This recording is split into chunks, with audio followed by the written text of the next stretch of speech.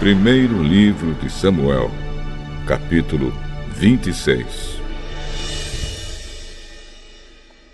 Alguns moradores de Zif foram a Gibeá e contaram a Saul que Davi estava escondido no Monte Aquila, em frente de Gesimom.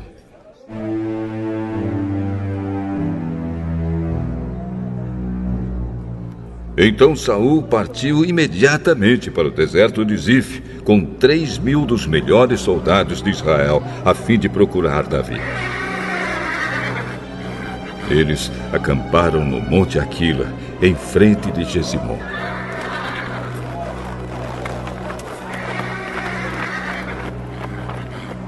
Davi estava no deserto e ouviu dizer que Saul tinha vindo atrás dele. Aí enviou alguns espiões e ficou sabendo que Saul, de fato, estava ali. Imediatamente foi até lá e encontrou o lugar onde dormiam Saul e Abner, filho de Ner, comandante do seu exército. Saul dormia dentro do acampamento e os seus soldados acampavam em volta dele. Então Davi perguntou ao heteu Aimeleque e a Abisai, cuja mãe era Zeruia e cujo irmão era Joabe: quem de vocês vai comigo ao acampamento de Saul? Eu vou, respondeu Abisai.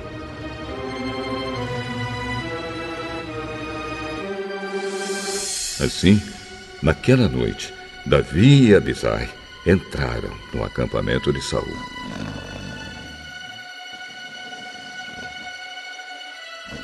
E o encontraram dormindo no centro do acampamento, com a sua lança fincada no chão, perto da sua cabeça. Abner e os soldados dormiam em volta de Saul. Então Abisai disse a Davi: esta noite, Deus colocou o seu inimigo nas suas mãos. Agora deixe que eu atravesse Saul com a lança dele e o espete no chão com um só golpe. Não precisarei dar 2 golpes. Mas Davi respondeu: não o mate, pois o Senhor Deus castigará quem levantar a mão para matar o rei que ele escolheu. Tão certo como o Senhor Deus está vivo, assim ele mesmo matará Saul, seja quando chegar o seu dia de morrer, seja numa batalha. O Senhor me livre de levantar a mão contra quem ele escolheu como rei. Vamos pegar o jarro de água e a lança dele e vamos embora.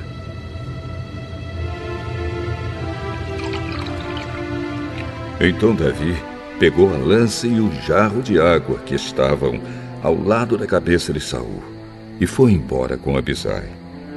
Ninguém os viu, nem soube o que havia acontecido. E ninguém acordou. Todos estavam dormindo profundamente, porque o Senhor tinha feito com que todos eles caíssem em um sono profundo.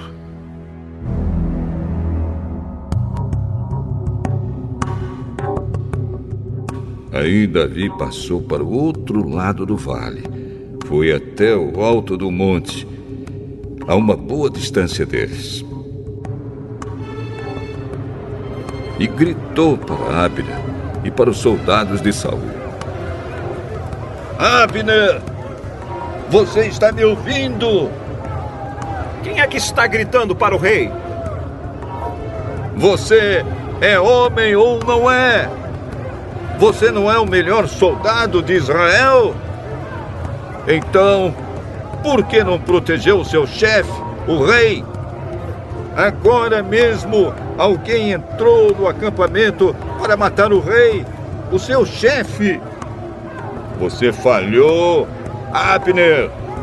Eu juro, pelo Senhor, o Deus vivo, que vocês todos morrerão, pois não protegeram seu chefe, que o Senhor Deus fez rei.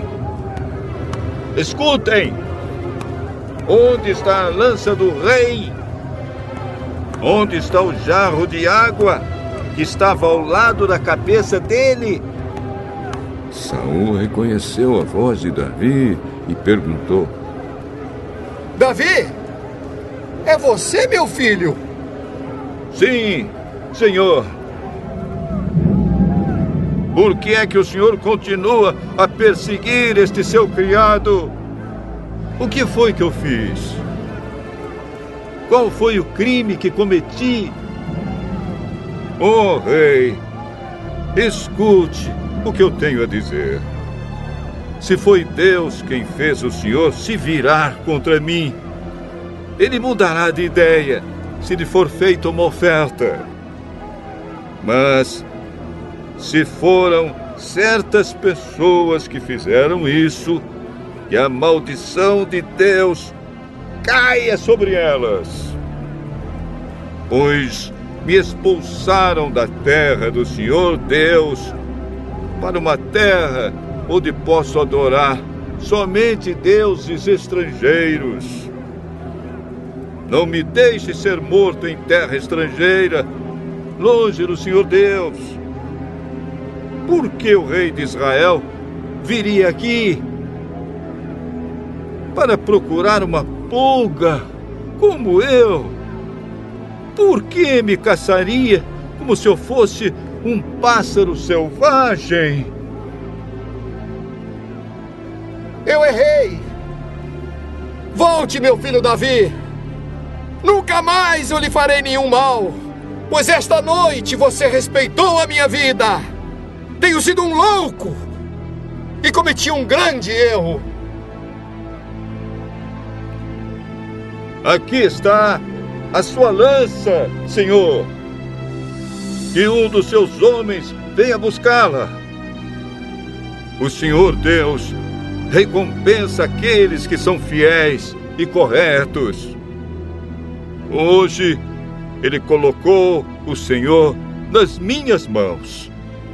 Mas eu não levantei a mão para matar aquele que Deus escolheu como rei. Assim como eu hoje respeitei a sua vida, que o Senhor faça o mesmo comigo e me livre de todas as dificuldades. Deus o abençoe, meu filho. Tudo o que você fizer dará certo.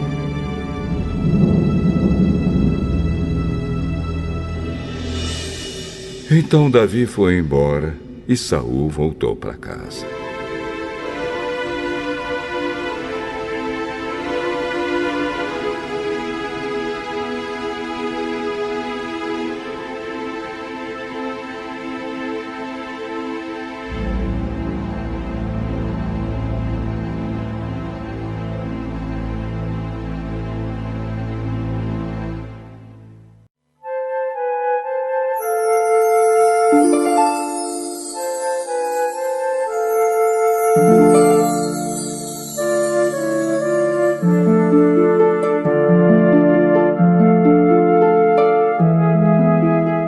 Primeiro livro de Samuel, capítulo 27.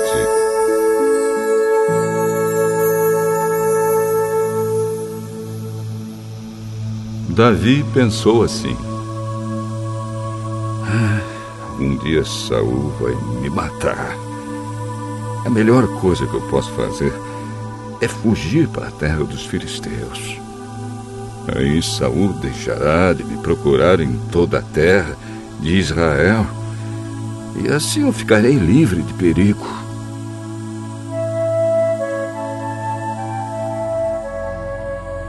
Então Davi e os seus 600 homens foram imediatamente para onde estava Aquis, filho de Maoque, governador de Gate.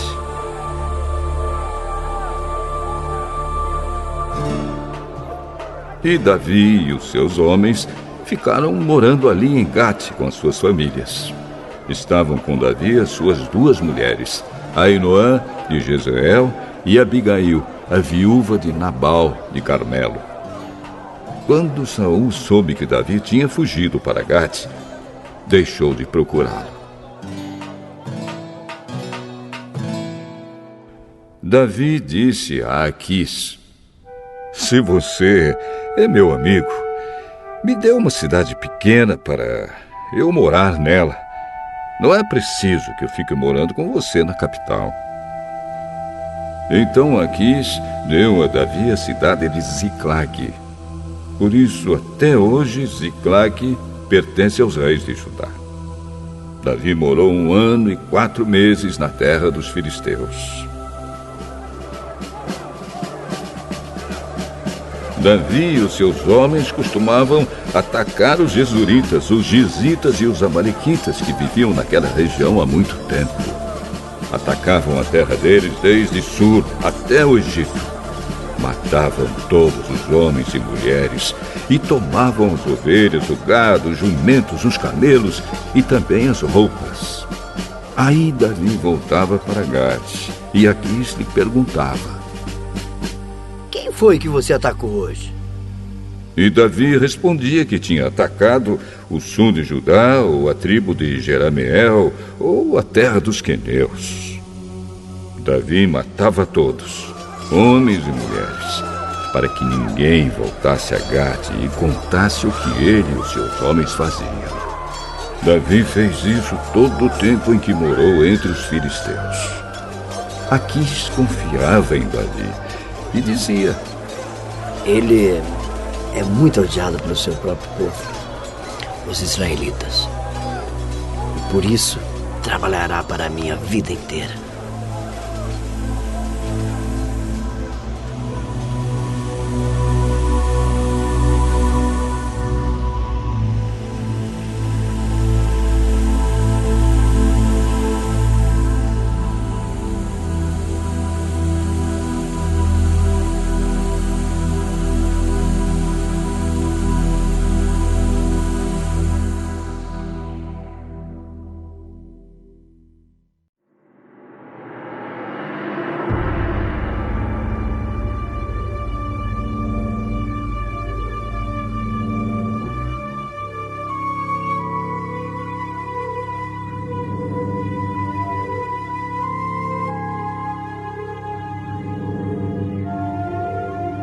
Gálatas, capítulo 3.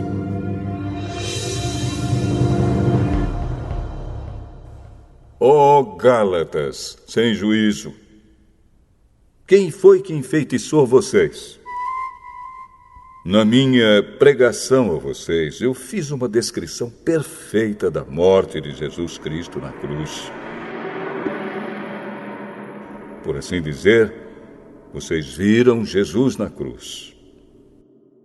Respondam somente isto: vocês receberam o Espírito de Deus por terem feito o que a lei manda ou por terem ouvido a mensagem do Evangelho e terem crido nela?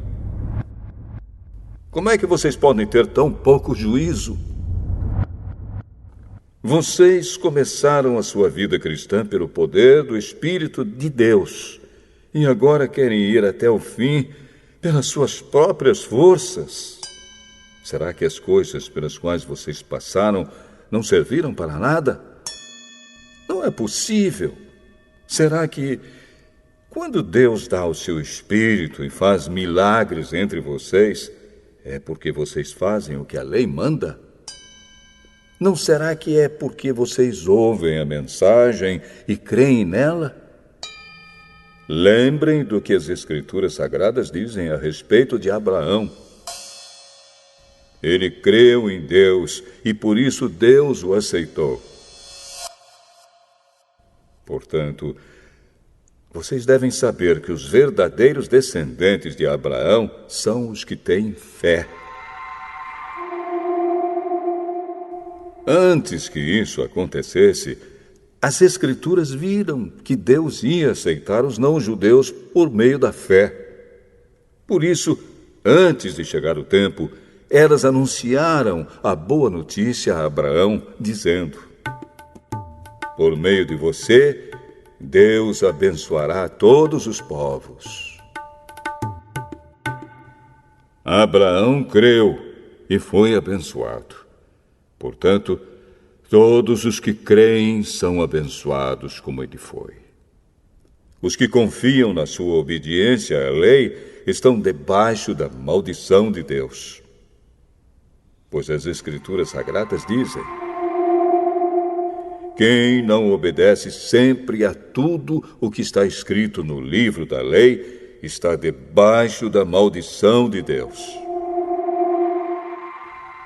É claro que ninguém é aceito por Deus por meio da lei, pois as Escrituras dizem: viverá aquele que, por meio da fé, é aceito por Deus. Mas a lei não tem nada a ver com a fé.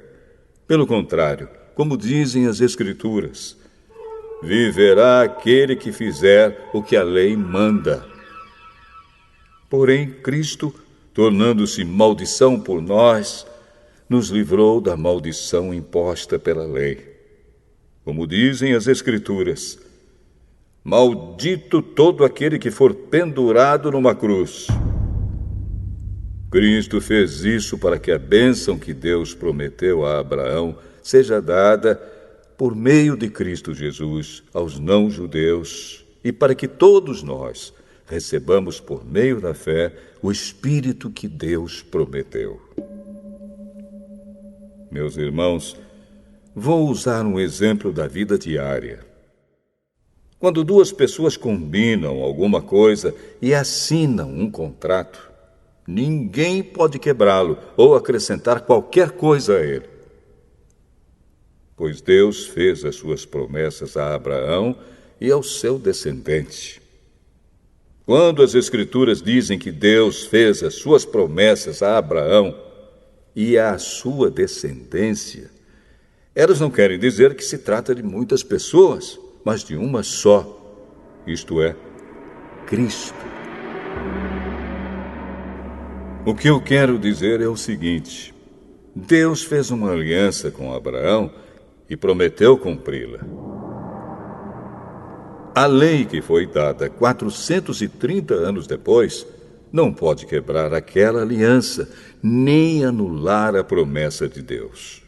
Porque se aquilo que Deus dá depende da lei, então o que Ele dá já não depende da sua promessa. Mas o que Deus deu a Abraão, Ele deu porque havia prometido. Então, por que é que foi dada a lei? Ela foi dada para mostrar as coisas que são contra a vontade de Deus. A lei devia durar até que viesse o descendente de Abraão, pois a promessa foi feita a esse descendente. A lei foi entregue por anjos e um homem serviu de intermediário. Porém, não é preciso haver intermediário quando se está falando de uma só pessoa. E Deus é um só. Será que isso quer dizer que a lei é contra as promessas de Deus?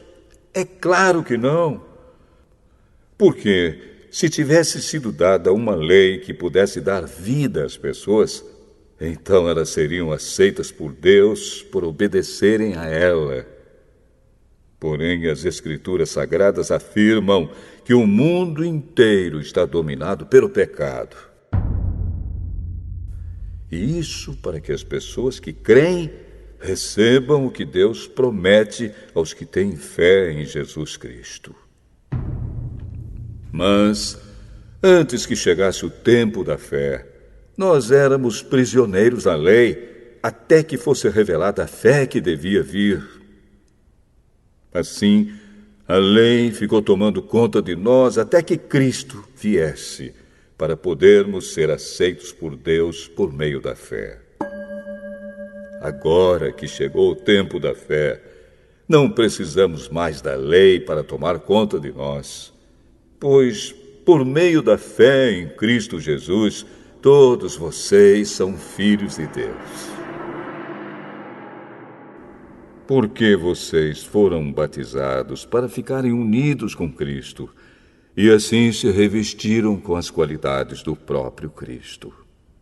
Desse modo, não existe diferença entre judeus e não-judeus, entre escravos e pessoas livres, entre homens e mulheres. Todos vocês são um só, por estarem unidos com Cristo Jesus. E, já que vocês pertencem a Cristo, então são descendentes de Abraão e receberão aquilo que Deus prometeu.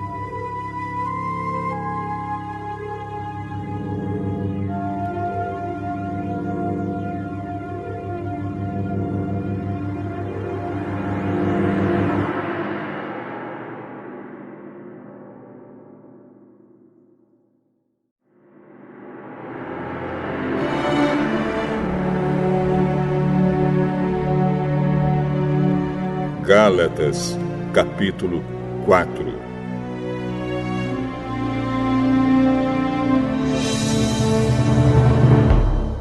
Digo mais isto: enquanto é menor de idade, o filho que vai herdar a propriedade do pai é tratado como escravo, mesmo sendo de fato o dono de tudo.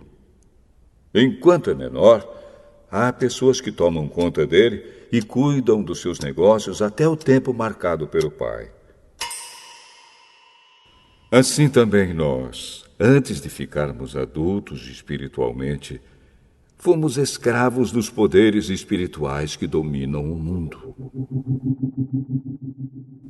Mas, quando chegou o tempo certo,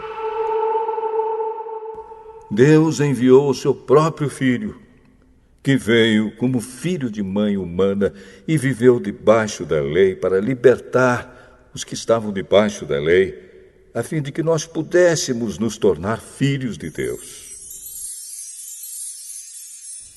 E para mostrar que vocês são seus filhos, Deus enviou o Espírito do seu Filho ao nosso coração, o Espírito que exclama: Pai, meu Pai. Assim vocês não são mais escravos, vocês são filhos. E já que são filhos, Deus lhes dará tudo o que Ele tem para dar aos seus filhos. No passado vocês não conheciam a Deus e por isso eram escravos de deuses que de fato não são deuses. Mas agora que vocês conhecem a Deus, ou melhor, agora que Deus os conhece, como é que vocês querem voltar para aqueles poderes espirituais fracos e sem valor? Por que querem se tornar escravos deles outra vez? Por que dão tanta importância a certos dias, meses, estações e anos? Estou muito preocupado com vocês. Será que todo o trabalho que tive com vocês não valeu nada? Meus irmãos, peço que sejam como eu. Afinal, eu sou como vocês e vocês não me ofenderam em nada.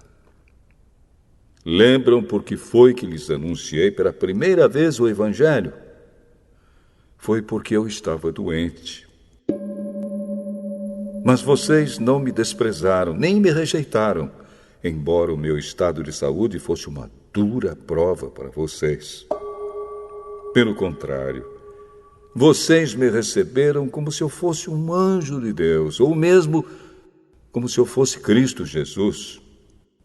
E como vocês estavam felizes, eu posso afirmar que, se pudessem, vocês teriam arrancado seus próprios olhos para me dar. O que foi que aconteceu? Será que agora, por ter dito a verdade, eu me tornei inimigo de vocês? Esses homens mostram grande interesse por vocês, mas a intenção deles não é boa. O que eles querem é separar vocês de mim, para que vocês sintam por eles o mesmo interesse que eles sentem por vocês. É bom vocês terem um interesse sincero sempre, e não somente quando estou com vocês. Meus queridos filhos, eu estou sofrendo por vocês como uma mulher que tem dores de parto. e continuarei sofrendo até que Cristo esteja vivendo em vocês. Como eu gostaria de estar aí agora para poder falar com vocês de modo diferente. Estou muito preocupado com vocês. Vocês querem estar debaixo da lei? Me digam uma coisa. Vocês não estão ouvindo o que a lei diz? Ela diz que Abraão teve 2 filhos. Um de uma escrava, Agar, e outro de uma mulher livre, Sara. O filho da escrava foi gerado como todas as crianças são geradas. Mas o filho da mulher livre foi gerado por causa da promessa de Deus. Isto serve como um símbolo. As 2 mulheres representam as 2 alianças. Uma aliança é a do Monte Sinai e está representada por Agar. Os que são dessa aliança nascem escravos. Pois Agar representa o Monte Sinai na Arábia e Agar é o símbolo da Jerusalém atual, que é escrava com todo o seu povo. Mas a Jerusalém celestial é livre e ela é a nossa mãe. Pois as Escrituras Sagradas dizem: você, mulher que nunca teve filhos, fique alegre. Você que nunca sentiu dores de parto, grite de alegria. Pois a mulher abandonada terá mais filhos do que a que mora com o marido. Meus irmãos, vocês são como Isaac. São filhos de Deus por causa da promessa divina. Naquela época, o filho que havia sido gerado, como todas as crianças são geradas, perseguiu o que havia sido gerado por causa do Espírito de Deus. E a mesma coisa está acontecendo agora. Mas o que é que as Escrituras Sagradas dizem? Elas dizem: mande embora a escrava e o filho dela, pois o filho da escrava não herdará a propriedade do pai, junto com o filho da mulher livre. Portanto, meus irmãos, nós não somos filhos de uma escrava, mas de uma mulher livre.